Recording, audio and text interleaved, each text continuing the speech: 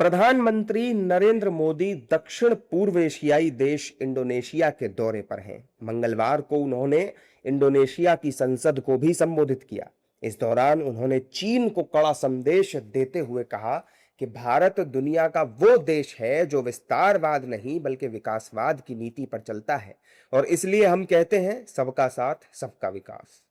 भारत दुनिया का वो देश है जो विस्तारवाद नहीं विकासवाद की नीति पर चलता है और इसलिए हम भारत में कहते हैं सबका साथ सबका विकास। Together with all, development for all.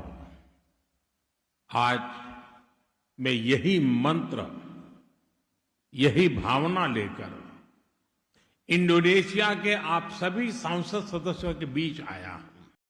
प्रधानमंत्री मोदी ने अपने संबोधन में बीजू पटनायक और पूर्व प्रधानमंत्री जवाहरलाल नेहरू को भी याद किया।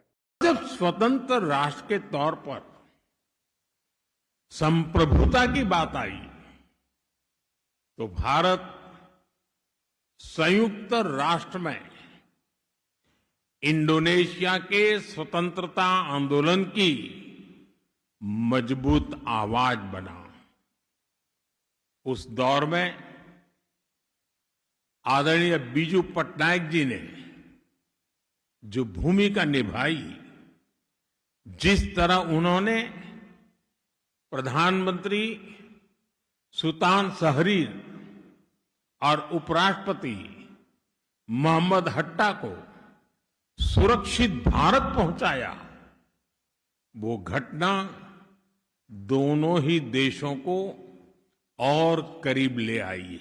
ऑनरेबल मेंबर्स, 1950 में जब भारत ने अपना पहला गणतंत्र दिवस मनाया था, उस समारोह के मुख्य अतिथि भी राष्ट्रपति सुकर्णो ही थे और जिसका उल्लेख अभी आदरणीय स्पीकर महोदय ने किया।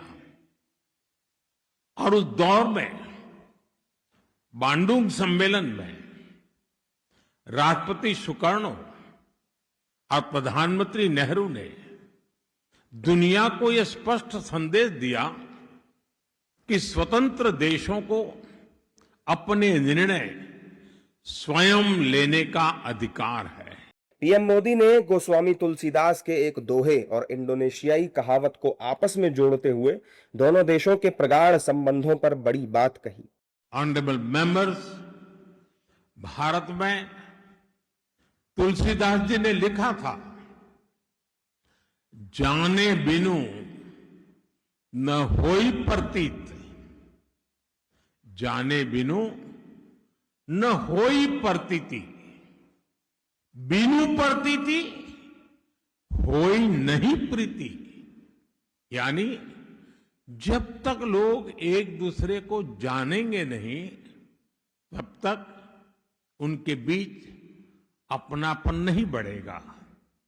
मुझे बताया गया है कि इंडोनेशिया में एक कहावत है और इसका अर्थ भी यही है, ताक केनाल माका ताक सायांग।